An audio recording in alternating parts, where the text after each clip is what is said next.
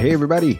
Welcome into an all-new episode of the Can We Please Talk podcast. As always, I am Mike Leon. And I'm Nick Severi.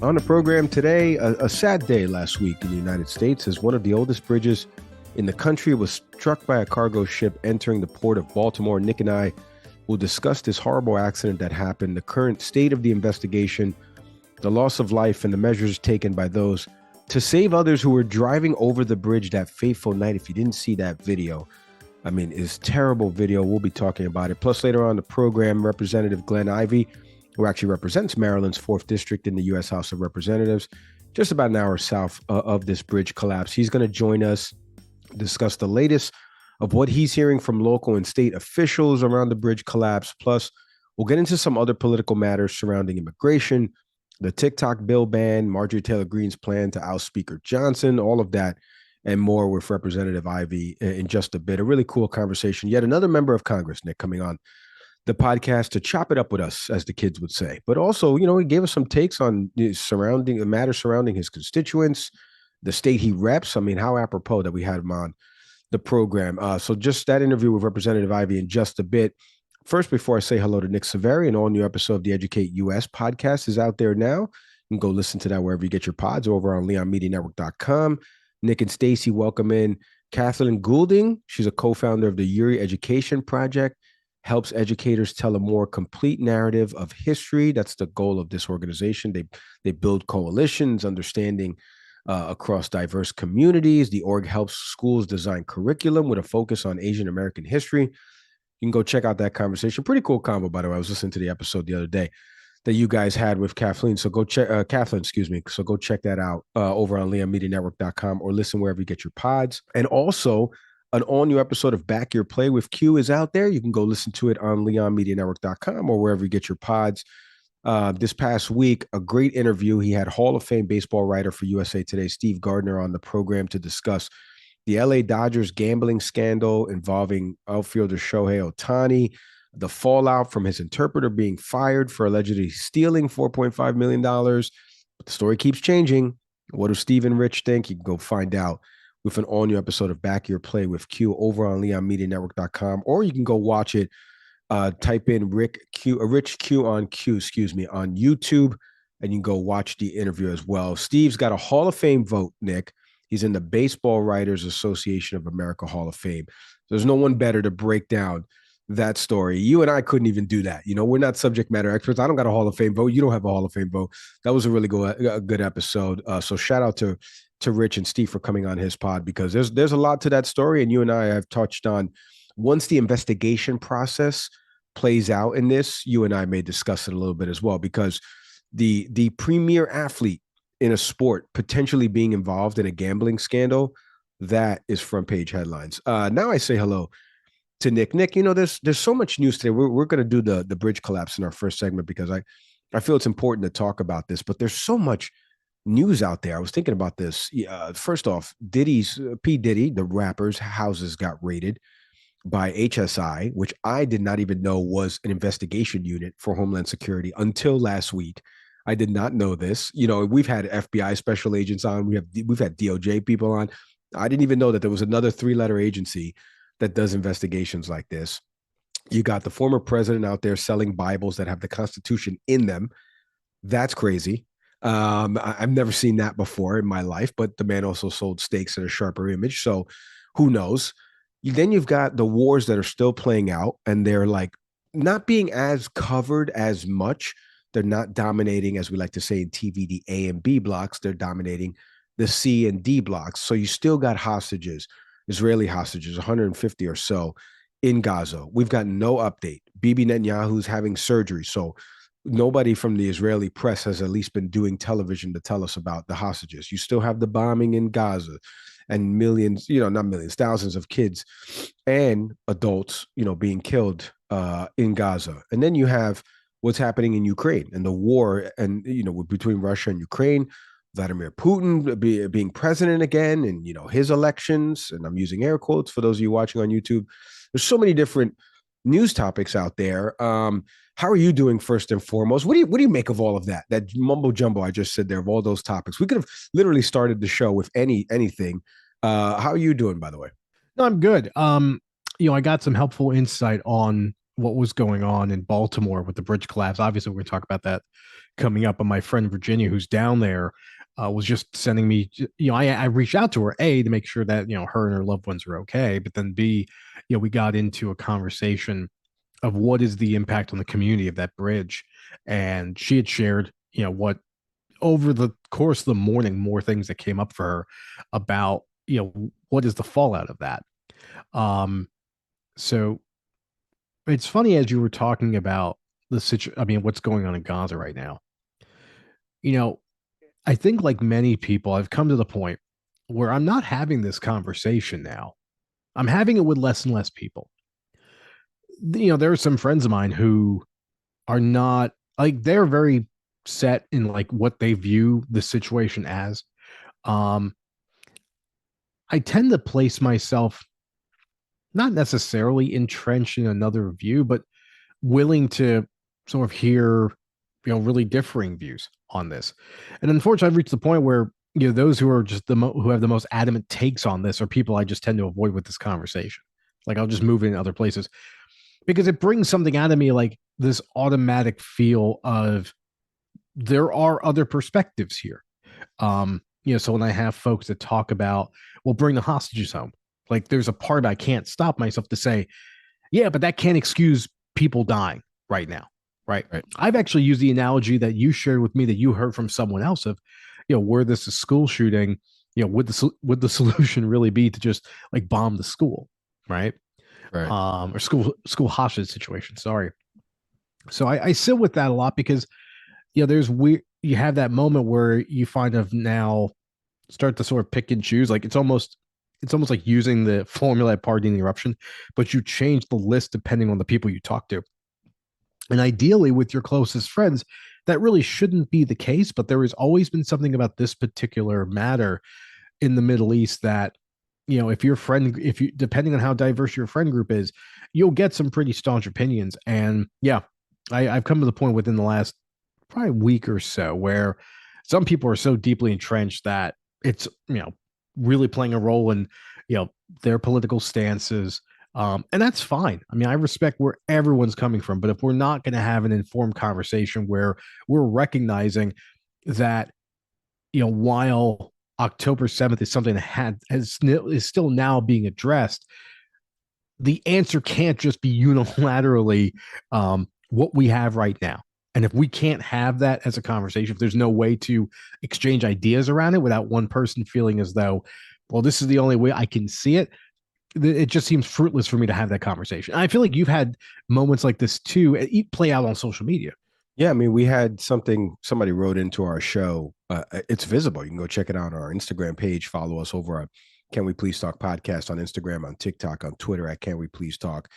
And it was a college friend of mine, and just kind of like a back and forth. I mean, I put something pretty funny that was kind of like, hey, you could have just texted me all this as opposed to writing it on our social media page. But it is true. Like this nuanced conversation is kind of lost, and I think I would encourage people, and she's coming back on the program, Layla Milana Allen, who came on PBS special correspondent that was stationed out in Tel Aviv, and she's done a lot of reporting from the region. She came on I think about maybe 6-7 weeks ago, whenever you were on vacation, and she filled in for you. And it was her episode that, got a lot of ire and a lot of people with their talking points. Some of them are friends of ours from college, Nick, that will listen to this program. And, it's intellectual laziness for you to just blanket everything with this huge blanket of anti-Semitism. Like just like Bernie Sanders said, again, I'm not Jewish, so I don't have a dog in the fight. I'm Puerto Rican. I don't care. Right. Like I have no dog in this fight. And I hate even using that phrase because dog in the fight makes it sound wrong. But Bernie Sanders was the one that said it. And I could do my Bernie Sanders impression here, but I won't. Or maybe I will to make some levity. But he basically said it is not anti-Semitic to be critical of an Israeli government. Like it's just not. It's not. Like you can be critical of something without being anti-Semitic. We sometimes throw that around a little too much, but there's been a lot in the news. You know what? I mean, we can't brighten it up because of this bridge collapse, but I do want to get into the bridge collapse because it's incredibly important to, shipping. Like this port is a major, major port. And I want to get into a little bit of what happened last week, the rescue and recovery efforts that are ongoing right now. Obviously, it was first search and rescue, and now it's just recovery as a 213 million pound cargo vessel, Nick, last week slammed into the Francis Scott Key Bridge. Happened at, I think, at around 1:40 in the morning. For people that haven't seen the bridge cam, or I think there was a camera like across the waterway from it that kind of showed the cargo ship's lights kind of losing power, and it's signaling. There's been audio records sent in of the cargo ship's captain calling to say, hey, evacuate the bridge, close the bridge. You know, you can see cars as they were showing this video across TV outlets everywhere, and cars were kind of flying across the bridge because, you know, it's 1:20 in the morning, but not as much traffic as you would get during the day. And the bridge and the cargo ship ended up, it looked like kind of making a sharp right and hitting, you know, one of the pillars of the bridge. The bridge collapsed all throughout. It killed, unfortunately, 6 construction workers who were, you know, all working, you know, the night shift to kind of repair the bridge. I want to play a little bit of what the governor said in the immediate aftermath, and how he talked about the investigation process and how it's ongoing. So here's Governor Wes Moore. This morning, our state is in shock, and I want to take this moment to speak directly to the people of our state. To our first responders, I'm in awe of you. I'm in awe of your courage. I'm in awe of your strength. I'm in awe of everything you do for each and every one of us. You saw a crisis, and you said, what can I do to help? And our response teams are doing everything in our power to rescue and recover the victims of this collapse, literally as we speak. Many of us are scared right now. And so I want to be very clear about where everything stands. We are still investigating what happened, but we are quickly gathering details. The preliminary investigation points to an accident. We haven't seen any credible evidence of a terrorist attack. Our administration is working closely with leaders from all levels of government and society to respond to this crisis, and not but just by addressing the immediate aftermath, but also by building a state that is more resilient and a state that's more safe. Kind of some important things that he just said right there at the end. Investigations ongoing, not a terrorist act. We're going to get into a little bit of that in just a second, Nick, because there's a lot of people on social media giving their takes about, you know, how this could be something terroristic related. It is not, again, according to preliminary reports, like the governor said there. Transportation Secretary Pete Buttigieg recently just said about $60 million in emergency relief funds are going to be funneled through the Department of Transportation to kind of, you know, help with the reconstruction, of the bridge. You know, there's about 10 to 15,000 workers that work there, you know, on the docks, you know, working in the transportation industry within the port. So a lot of jobs are at stake. The president also said the same thing. As a matter of fact, let's take a listen to what the president said. I believe it wasn't in the Oval Office. It was in whatever room that he always gives like pressers to reporters. He said this last week to them. Take a listen. Our prayers are with everyone involved in this terrible accident, and all the families, especially those waiting for the news of their loved one right now. I know every minute in that circumstance feels like a lifetime. I just don't know. It's just terrible. We're incredibly grateful for the brave rescuers who immediately rushed to the scene, and to the people of Baltimore. I want to say we're with you. We're going to stay with you as long as it takes. And like the governor said, you're Maryland tough, you're Baltimore strong, and we're going to get through this together. And I promise we're not leaving. Here's what's happening now. The search and rescue operation is our top priority. Ship traffic in the Port of Baltimore has been suspended until further notice, and we'll need to clear that channel before the ship traffic can resume. The Army Corps of Engineers is on the spot and is going to help lead this effort to clear the channel. The Port of Baltimore is one of the nation's largest shipping hubs, and I've been there a number of times as a senator and as a vice president. It handles a record amount of cargo last year. It's also the top port in America for both imports and exports of automobiles and light trucks. Around 850,000 vehicles go through that port every single year, and we're going to get it up and running again as soon as I'm very familiar with the bridge, have driven over it a bunch. Obviously it connects with 695. And so now a lot of the traffic in Baltimore for people that are trying to go a little bit further south will now funnel through the tunnels. So that's going to be a huge traffic impact for people there. But like you just heard the president say, the biggest issue now is when is the port, obviously the loss of life, number one. Number two, you got to get rid of all of the debris and the wreckage that is happening right now, that is undergoing right now through federal agencies. There was a report the other day, I believe there's about 3,000 to 4,000 tons of mangled wreckage that extends about 50 feet deep into the channel. This was according to a CNN report with some officials that were at the site. So that is a lot of debris. And there's been some talk also that now in the interim, that other ports will obviously start to get some more pickup and traffic from this. You heard the president say there about how big this port is in terms of how much import and exports go out through it throughout the year. A lot there, but there's also been some pushback we've heard recently. And again, we just mentioned this before, that Congress is on a break right now. They're on recess, and we're going to have a member of Congress on in just a bit. So there hasn't been as much chatter about this with the House and Senate, back in its chambers, but there's been some senators going and making the TV rounds talking about how the federal government shouldn't have to pay for this. And one of them was Florida Senator Tim Scott, who happened to be on Fox News Sunday this past weekend with Shannon Bream, and he said this. But I want to start here with the bridge and us just talking with Governor Moore. There is talk that some of this will have to come through a funding package in Congress, where you guys are fighting over a lot of things. Do you see that moving? Well, first off, my heart goes out to everybody that lost their life, and I hope they found, the bodies. I feel sorry for those families, and I know it's going to take a lot of work.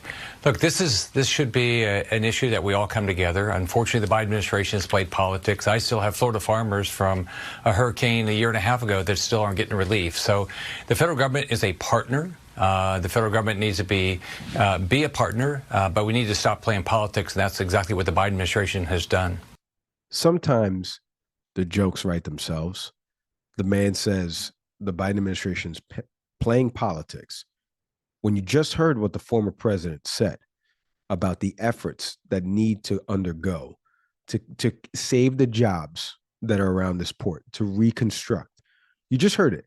And then he says that the Biden administration, with a straight face, is playing politics. Again, folks, some things are not an R&D thing. Like you heard both of them back to back. Are my ears bad, or is it that I'm off here? Let me turn to you first, Nick, because again, this collapse here, and just like you were mentioning before about one of your friends living in the area, I have a few family friends that live in the Baltimore, Maryland area, obviously, and so up there all the time. Obviously, CNN is located, about an hour and change south of that. So I drive up through when I go back to Jersey to see family and friends. So I'm always in Baltimore, and I know exactly where this is, a famous scene in The Wire with the bridge. For those of you out there who are Wire fans, this is terrible to see what happened. Shout out to, the governor was mentioning some of the first responders and the bridge. I forget what the position title is, but the person that when the captain phoned in, they shut down the bridge on time. We're able to get police squad cars on both sides of the bridge to shut it down. So nobody was driving across when this happened. The only two cars that were on the bridge were the maintenance workers that happened to be working on the bridge.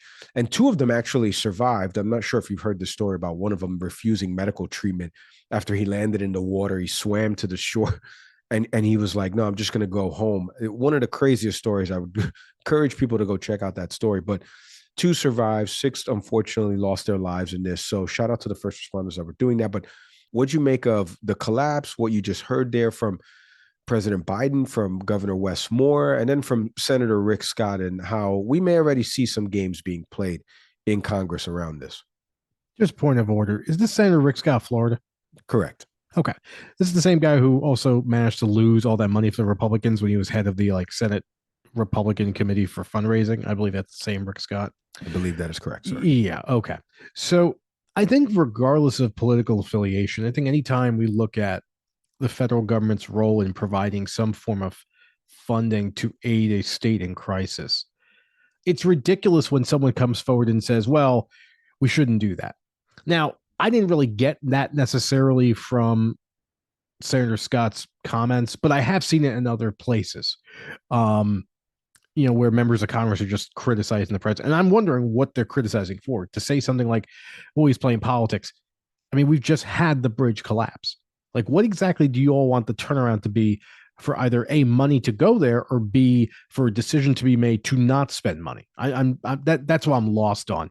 It just seems like cheap political talking points. Like, at some point, can we get to a place where we, regardless of your political affiliation, we recognize the role of the federal government, unless you're some brain dead libertarian that doesn't think we should be spending money on any of this stuff? Can we at least get to a place where we recognize, like, yeah, we need to do something? Like, either the state of Maryland has to address this, which they're going to, but this is what you have FEMA for. This sounds like, to me, an emergency situation, right? So it's just weird to me, especially, from someone from the state of Florida has had numerous situations where they need federal relief. Like, stop. You just sound dumber every time you talk about this. I'm not sure what to make of it. I don't, in terms of like the reaction. All we know is that we have a bridge that's no longer there. The thing I've been sitting with the most is that just the concept of replacing the bridge. Bridges are one of those constructs that when you drive over or you see off in the distance, you have to recognize how much work goes into the construction, development, planning, and everything of this. And every day we don't get that bridge repaired and back up is a day of lost revenue. It's a day that the port in Baltimore loses its prominence as a major port, where we basically can have like the foundation of getting, goods and services, goods to other people.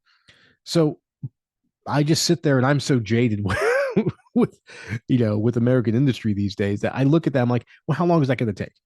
Because when it was built, I imagine there was probably a lot less legality and other issues to get it up and going. Nowadays, it seems like any form of major American production, and I say this as someone who has, ridden the subways in New York City, who has, lived not far, from Hoboken, where it seems to take forever for any of these things to get fixed. We still had subways by the time I stopped traveling mostly to New York for work, and this is like in 2020, that still were having flooding going through the subway tunnel. Issues from Sandy still not resolved. Do I trust our government to get this right now? I know. I really don't. But does that mean I don't think funding should go to them? Of course not. That's stupid. So I just hope we can get this together quickly, and to the people who lost their lives and people who their families, this is just tragic. And then you kind of center on the why. Like, what happens in that moment where there's just this huge screw up and you just have, a ship just basically just take a bridge down, which, by the way, isn't the only time it's happened recently. It's actually a similar situation just took place in Arkansas. The bridge doesn't completely come down, but you do have a barge that's hits on the foundations. So clearly something may be happening here. And you'll notice that Mike and I are not going down the road of otherwise. Like, I'm simply asking aloud, how could this have happened? Unfortunately, in this 24-hour landscape, in this blog sphere, whatever, people are going to fill that gap with their own explanations. And that's where things start to get scary. I'm so glad you said that, man. You're putting it on the tee for the little kid to hit it, because, what happened this past week was a lot of misinformation, a lot of conspiracy theories. Folks, this is not the show for that. We don't play around with that. We don't got time for conspiracy theories. I think the biggest thing when something like this happens, Nick, and I got a text message again from a friend who lives in the Baltimore area after this, we spoke, and she kind of echoed something to me that is kind of in that realm adjacent to it, because of the boat, the lights, not working, the power being lost. Andrew Tate posted something on Twitter about that, saying that foreign agents of the USA are attacking our digital infrastructures. 18 million people viewed that tweet.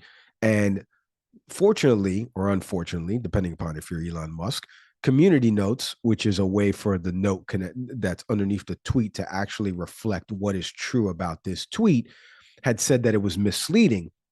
But then 2 hours after Tate's note, your boy Nick, Alex Jones, Sandy Hook conspiracy theorist himself, put something up there about the bridge collapse, saying that it's a cyber attack. World War III has already started. And again, the ship captain, according to reports, and he's currently, by the way, the workers of the boat are still on the boat. I don't know if people know this. Like, while the investigation is happening, that like they're still staying on the boat. So like, they didn't get off the boat. They didn't get off the boat while the investigation's happening because of all the debris and the wreckage that I just mentioned. The boat has nowhere to go, so they have to stay on the boat while the investigation's happening. But the captain alerted authorities, "Hey, I've lost power. I'm heading your way. Close the bridge." Most of the time when there's a terrorist act, they don't give you a heads up. I don't know if you know how terrorism works. So, I just want, for this show, we don't play with that, with the conspiracy theories. Now, in the investigation process, if something comes out later on through the halls of Congress or committee subcommittees, whatever it is, and something does come out that says that this was related to that and there was an issue with our infrastructure, whatever it is, it was a cyber attack, whatever it was, and that is found out to be proven otherwise later on through an investigation process, we'll come back on here, Nick and I, and we'll eat our words, and I'm not going to apologize to Alex Jones, but we'll eat our words and issue a retraction. But until then, right now, misinformation, disinformation, don't go spreading it. The investigation process is still ongoing. You heard from the officials there. And in the next segment, Representative Glenn Ivey is going to be joining us.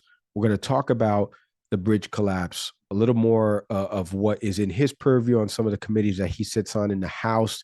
Representative Glenn Ivey when we come back after the break.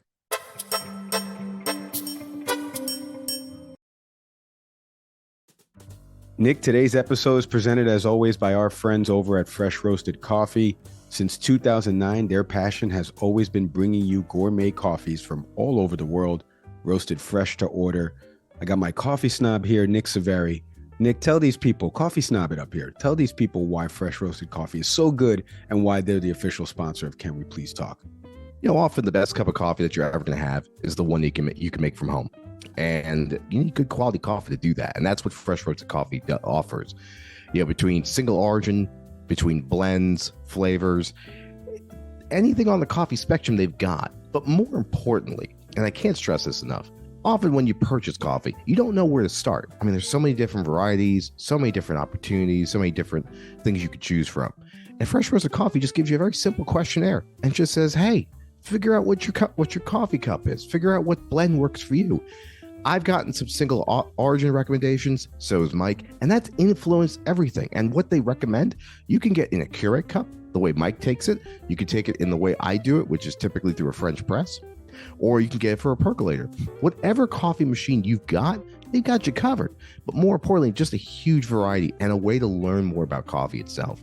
And all of this is available at freshroastedcoffee.com on their site. 1 cup is all it takes to fall in love with Fresh Roasted Coffee, but you get a discount for being a listener of Can We Please Talk. Enter in the promo code Can We Please Get 20 to get 20% off your first purchase. Head to freshroastedcoffee.com today.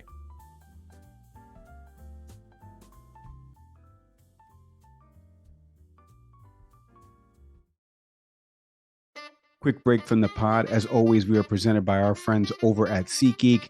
If you need tickets to the biggest concerts, shows, sporting events, MLB season that's starting up this coming week, you got the NBA and NHL playoffs coming up soon, SeatGeek has got you covered. Nick, did you download the SeatGeek app like I told you? We're excited to use it because we've got obviously the Phillies starting up this season. So I'm excited to take my girls out there and just take full advantage of the perks we get as partners. That's right, as you should, as should our audience right now. So if you're watching or listening to this, when you download the app, you put the tickets in the cart. When you hit the checkout, there's going to be a little promo code field right there.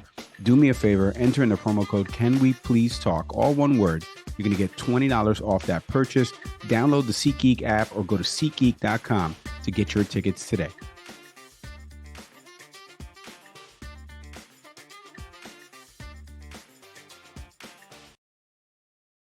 All right, kind enough to give us a couple of minutes here on the podcast, Congressman Glenn Ivey, representing Maryland's 4th District, joins us on the program. Congressman Mike and Nick, thank you so much for hopping on the podcast with us.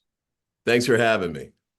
Congressman, it's good to see you again. And obviously, we set this up weeks in advance, but obviously the recent events that happened over there in Baltimore, a city that I'm very familiar with. Some of my family and friends live in that area, right off of 695 and the Francis Scott Key Bridge over there. So I first wanted to get a high level before we get into some other stuff, some more congressional news and notes with you. Your initial takeaways on what has happened so far with the bridge collapse.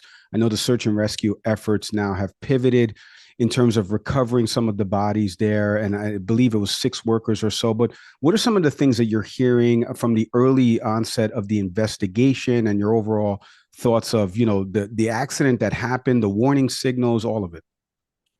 Yeah, I mean, I think I guess at this point everybody sort of heard the basics about it. The stuff I'm kind of curious as to how it plays out will be the NTSB investigation.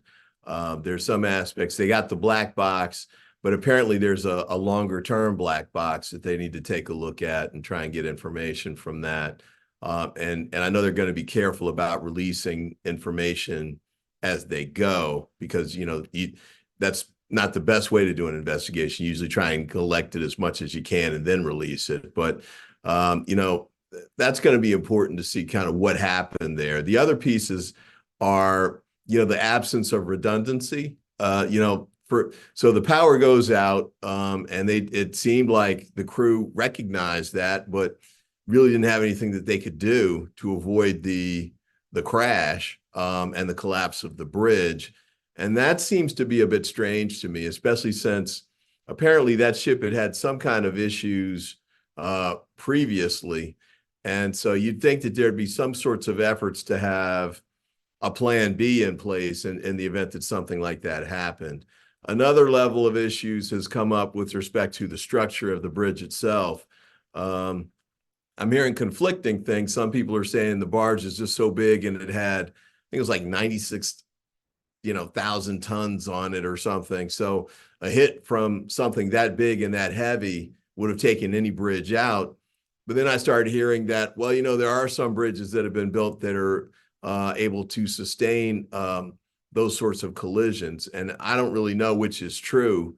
But I think if, one way or the other, the United States needs to figure that out. And then the last one was sort of an absence of, tugboats. I'm not much on the shipping industry front, but, again, if the ship loses the ability to steer itself or needs a little help, especially since the gap between the pillars there that held up the bridge didn't seem to be that wide. I guess the bridge is 50 years old roughly, and the ships were probably a lot smaller than they are now.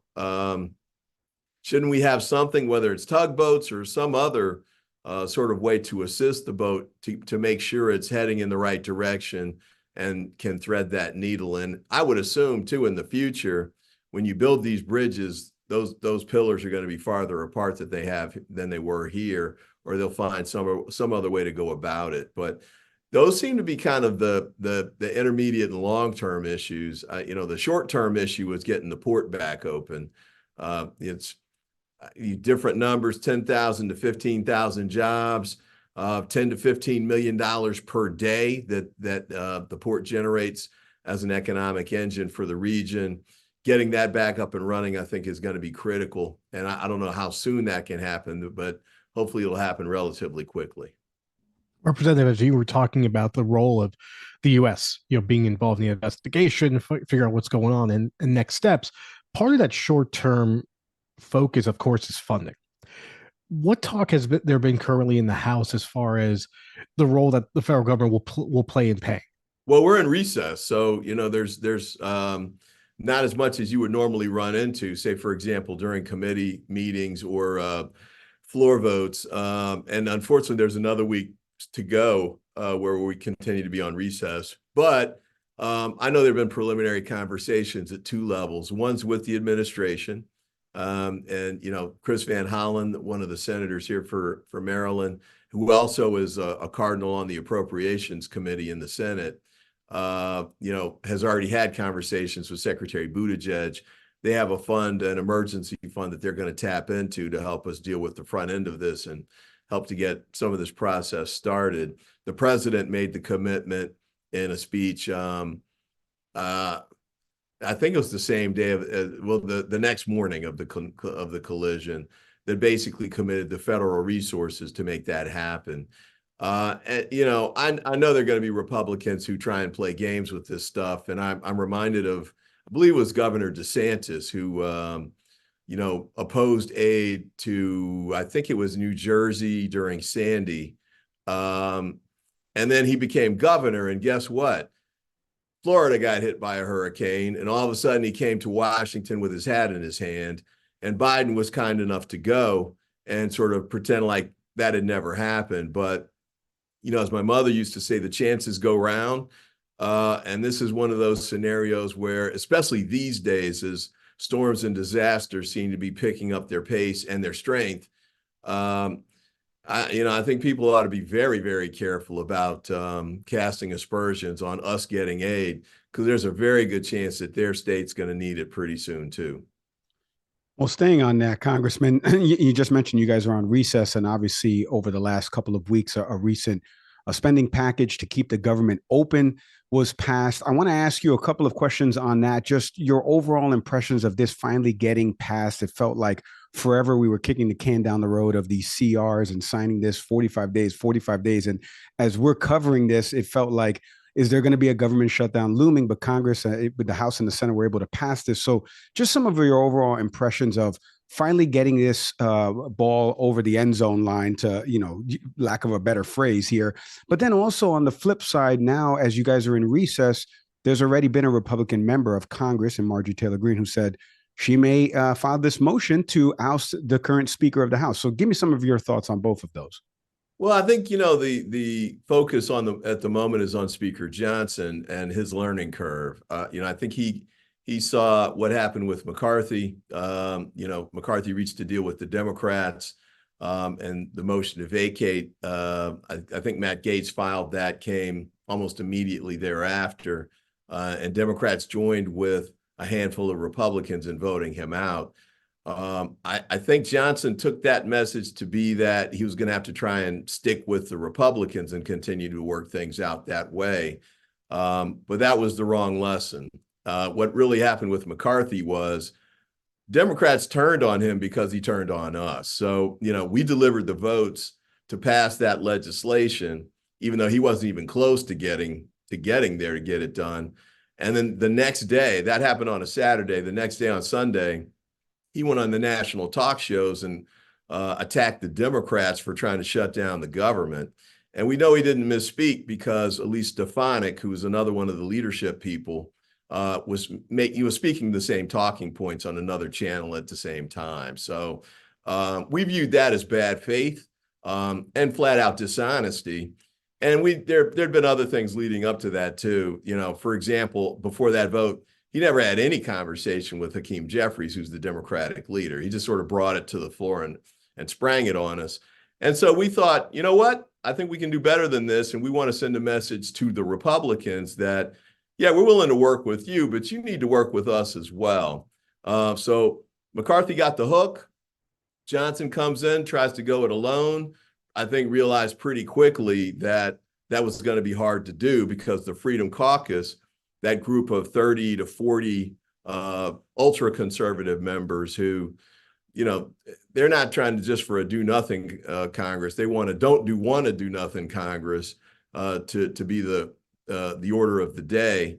And so he tried to appease them in a couple different ways over a couple of these short-term votes, and I think came to realize that it just wasn't going to happen. So he reached out to Hakeem Jeffries, didn't wait till the 11th hour for a change. We got the bill done. It was still close to the finish line, but, we were able to get it done and relatively quickly, and then the Senate moved quickly as well. So I think moving forward, Johnson recognizes that the only things that have actually gotten done in this Congress have been done when he worked with Hakeem Jeffries and the Democrats to get them done. All of those government shutdown votes, avoiding the government shutdown, those were done with Democratic votes. Not defaulting on our debt, that was done with Democratic votes. If he wants to move forward, he's going to need Democratic votes. And I think he's going to, be willing to do that moving forward now. And on the motion to vacate, I think that'll be the same deal. Marjorie Taylor Greene, I think, kind of filed that. And I don't know if, it's just rash behavior on her part, or if she filed something and got the word that this might not be the best way to go from her Republican colleagues, because you had the 15 votes to get McCarthy in to start with. It lasted over like 5 days. Then when they ousted McCarthy, it took 3+ weeks before they finally landed on Johnson. And they went through, I can't even remember how many, 3, 4, 5 different people. So they've been the picture of dysfunction. They look like the Keystone Cops, and they have been. I think Johnson's kind of figured out that if he wants to try and get away from that kind of look, he needs to work with us and move forward on a bipartisan basis. And that'll include the motion to vacate. Representative, as you were talking about, and I think you just spoke to the cause of this, but Mike and I have been doing this show for about soon to be 4 years now. We've seen numerous resolutions that have come through for spending, but they tend to be very short term. We're basically going from getting a deadline in, 1 month to a few months later, coming back together to get a deadline for spending. And just from where you stand, how can Congress do a better job of coming up with a more prolonged plan to ensure that there is an ongoing plan for government spending to make sure that all the people at the end of the day that are benefiting from federal dollars are regularly seeing it, and that we're not keep coming to the 11th hour? Well, let's sort of amend that comment. I mean, this isn't Congress doing better. This is House Republicans doing better, because Democrats have been ready to go, and the Senate's been ready to go too, and certainly the White House. And most of the spending proposals were floated well in advance. I mean, the first White House budget came out in, like, I want to say March, if I recall correctly. So this is Leader Johnson and the House Republicans really figuring out what kind of legislators they want to be. Are they really trying to get things done, or are they going to continue to play games? And some of that stuff isn't just the partisanship, although a lot of it is. They seem to really be stuck on not doing anything unless there's an angle for attacking the Biden administration. But you've also got some bills, like take FISA, for example.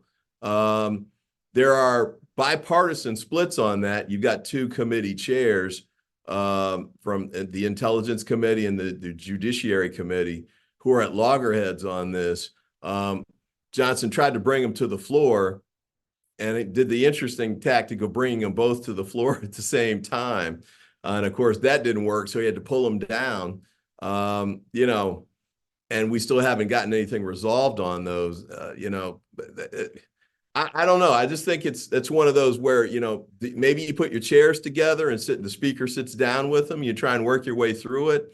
I've recommended a variation of that to the Democratic side of that as well. Let's see if we can have briefings and talk through whatever the differences are. But let's get everybody in the room and work it through. Just like, the old days. And by old days, I mean last Congress, when Pelosi was the speaker, we had legislation flying out and record amounts of it. This is probably more came out than maybe since LBJ. And it was consequential legislation too. The infrastructure bill, thank God that passed, and it may turn into something that's relevant, not just for our situation in Baltimore, but for other matters going forward. And then pharmaceuticals. You could do a whole show just on what was passed in that Congress, and rightly so. But I think the House Republicans, and Johnson in particular, really need to figure out if they're ready to move forward in a bipartisan way and get things done or not. Well, I want to stay on a bill that just actually passed the other day, and I know that you're on the subcommittee around the internet and IP, and it was around the TikTok bill and this forcing ByteDance to divest or sell its shares. I want to get your thoughts, because we just had Representative Jasmine Crockett on a couple episodes ago, and I know she voted president. She explained why, with regards to, obviously, there's concerns around data collection and privacy and what the Chinese government has access to with ByteDance as one of their companies that works in and operates in China. But then she also explained why she was present, because of some of the constitutionality of it. So I would love to get your thoughts at a high level about the bill itself passing now, it goes to the Senate. Do you think it'll pass in the Senate? What'd you make of the legislation when it got handed to you? And what's your overall thoughts on TikTok and ByteDance as well? Well, I guess there's sort of two sets of thoughts on that. One is, I think, we've got some problems with TikTok, but some of those are common to all social media platforms. So singling them out raises some concerns, especially on the privacy front. With respect to the China piece, which was, I think, motivating for me. I think it's a real issue that we have to be very careful about. And so I was willing to move forward with that on those grounds. One big caveat, though, that I had at that time and still do, it's not an automatic ban on TikTok. The only issue is whether they, if they can't sell the ByteDance component to the overall entity within 6 months before the ban would kick in. I'd been given assurances that they'd be able to do that. But since then, I've seen questions raised about their ability to do it. And I don't mean in a fire sale scenario either, where they're, getting pennies on the dollar of what they would normally get in a regular auction. They should get, fair market value. The shareholders in those companies shouldn't get short shrift. If we're going to make them sell it, then let's make them do it in the right way. Now, is that more than 6 months? Is that, a year? Do you need some sort of, safety valve measures to help them avoid any kind of unfair market consequences? Maybe. I'd be open to all of those. On the constitutional issue, I don't really see those as constitutional issues. The information going from the United States to China doesn't have First Amendment rights of those type, not only on TikTok, but really on anything. So I don't see the constitutional problem there at all. But with respect to what the Senate's going to do, I'm not sure. I hope they'll, improve the bill. It kind of popped up and moved through the House on a relatively short order. We had some subcommittee hearings on it, but not a full committee hearing that I'm aware of. And this is one of those where the consequences, this is multi-billion-dollar, maybe trillion-dollar industry at this point. We ought to be giving it some thought. And I know the Energy and Commerce Committee had hearings on the privacy aspect. But, I think we should be very thoughtful in how we move forward with these. And that might require a little more time than it was given in this round. Congressman, let's talk about legislation that didn't pass or didn't even make it to the House, and that's around immigration. If you can't tell by my face, I'm a son of immigrants. So is Nick. Very important issue to us. And, in all jokes aside, if you look at the folks that passed away in this bridge collapse, they happen to be from the Triangle countries in Guatemala, El Salvador, Honduras. So right. Immigration is a huge issue right now. I know you sit on a subcommittee around Homeland Security. I want to get your thoughts about, first and foremost, the Senate bill that never made it, what that could have actually have done. CBP and the Border Patrol Agents Union have said that they need help. They're understaffed. They're overwhelmed, right? So this is actually an issue without obviously placating to the talking points of different networks. And we all know what that means. But can you kind of outline a little bit more of what do you think needs to happen from a legislative standpoint right now? As you guys are in recess and you come back, we look to this issue because we know that the Republican side, and there's been reports of former President Trump saying we can campaign on this issue. That's not the way to obviously address it. So what does Congress need to do? Or what can Congress do right now? Or what's the chatter around some legislation that could be put together framework-wise before we get to a pivotal election in November around immigration? Well, this is another one at Speaker Johnson's feet, or on his desk, maybe I should say. The Senate had a bipartisan bill. I can't say I loved it entirely. I thought there were some significant issues with respect to some of the things that it proposed. And I know on the other side, on the Republican caucus, they had concerns about it not doing enough. But my sense was that what Senator Langford had put in there really should have been enough for what the Republicans are trying to get done. And would have been a big step in the right direction with respect to some of the legal challenges to make the process more orderly. I'm not saying build a wall and all of that stuff. That was HR2, the bill that the McCarthy pushed through. But that was just, it was a silly piece of legislation, frankly. It contained all these poison pills and, like eliminating federal funding to like NGOs that were doing basic work to, keep people from dying or, starving in the United States. That was just crazy. So that's why the Senate, McConnell and, the Democrats said that's DOA and started from scratch with the Langford bill. My hope is that the House Republicans will kind of come around and bring it to the floor, bring it through committee, give us a chance to amend it if we want, but let's have some up or down votes on amendments and the overall bill, because everybody agrees that something needs to happen on the border. It's just too much bad going on at all at once, and some of it is too many people coming across, and we're not able to keep track of them. Kids in particular is a big concern of mine. And then we want to make sure that there's still a good asylum process in place, because there are definitely scenarios where, like, for example, we're sending people back to Haiti right now. And that's hard for me to understand, how we could be sending people back to Haiti under almost any circumstances. I don't care who they are.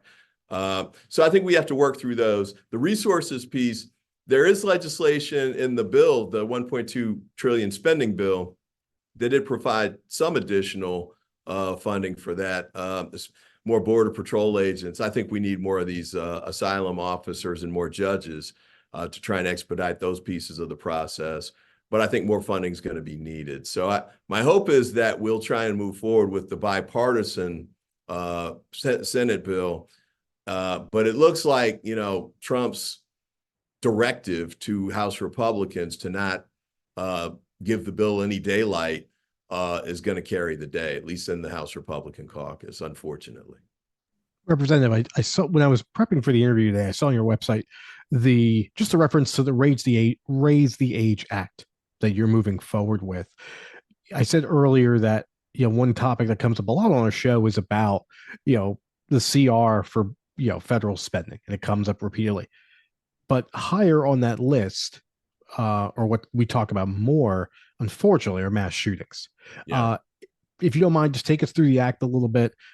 Obviously, for anyone paying attention, that's going to be a very tough hill to climb in the House. But just aspirationally speaking, what are your hopes with the bill, and what motivates you to bring it forward? Well, we took a look at sort of what the state of the laws are right now, and saw that to buy handguns, for example, if you buy a Tech 9 or something, you need to be 21.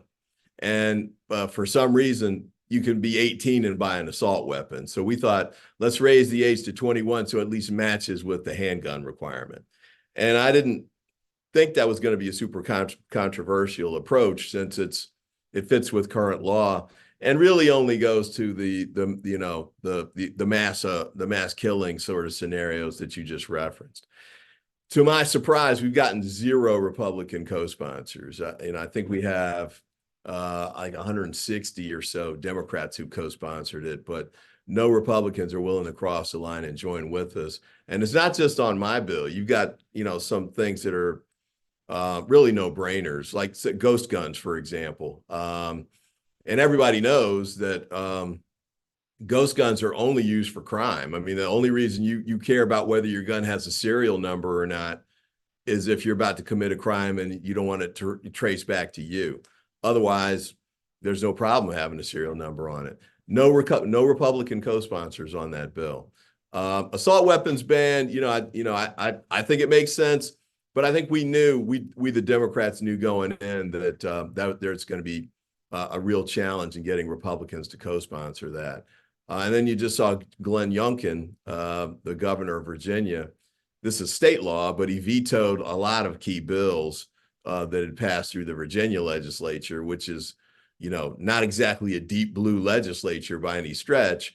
And he vetoed several of those bills. I think NRA kind of, concerns maybe on his part, but that's clearly carrying the day in in the House Republican caucus. And then the last part of these issues is the Supreme Court. A few years ago, they issued the Bruin ruling, which changed the way the constitutional standard for reviewing gun laws, and took out any sort of consideration about whether the government was doing something that made sense and there was a rational basis for it, and just left in place a standard of historical antecedent. Were they doing this in 1791 or not? And if they weren't doing it in 1791, Justice Thomas made it sound like they're going to strike it down as unconstitutional.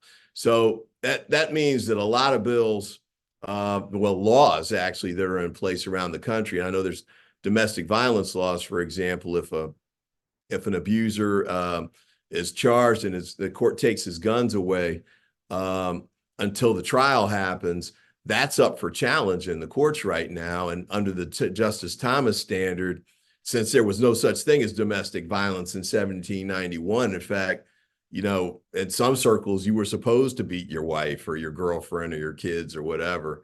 So that's a law that could disappear and really blow a big hole in basic domestic violence protections around the country. So the gun issue is a big one, and I think we're going to have some real challenges with that going forward. I did just the last point on that. The Biden administration set up an Office of Gun Violence Reduction a few months ago, which I thought was a big step in the right direction and helpful to states like mine, my county and my state, where we're trying to find ways to reduce gun violence.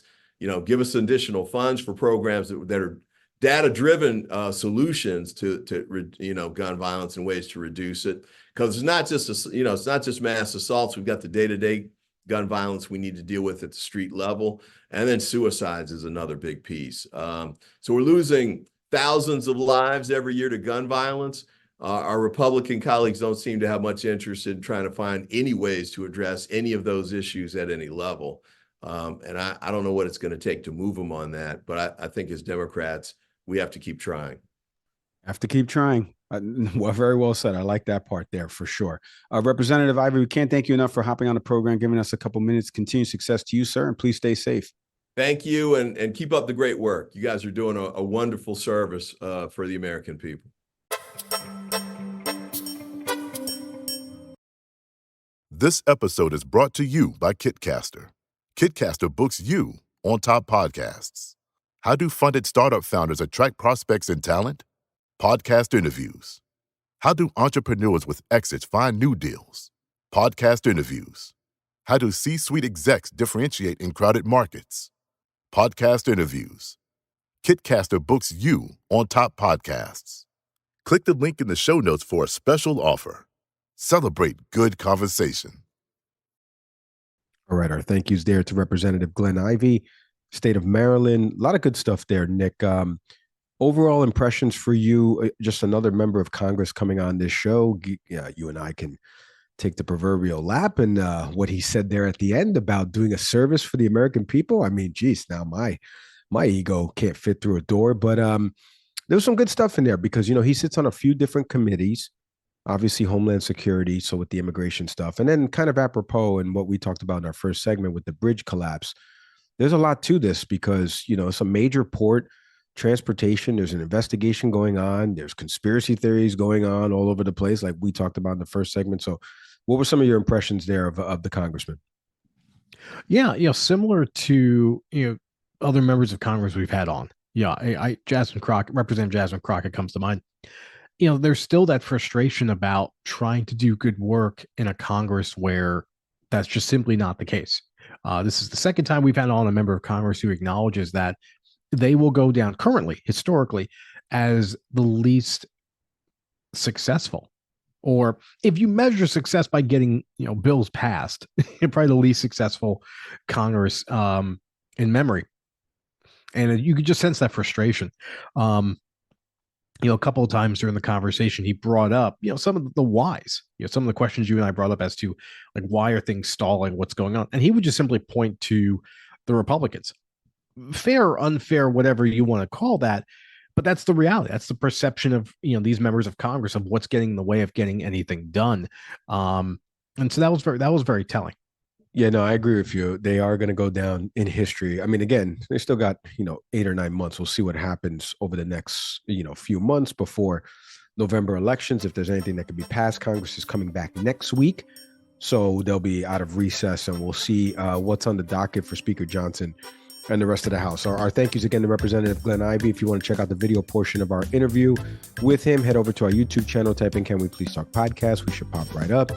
Audio podcast platforms, you know by now, Apple, Spotify, Google, Good Pods, YouTube Music, Castbox, Downcast, Pocket Cast. I think I made up the last 2, but listen wherever you get your podcast.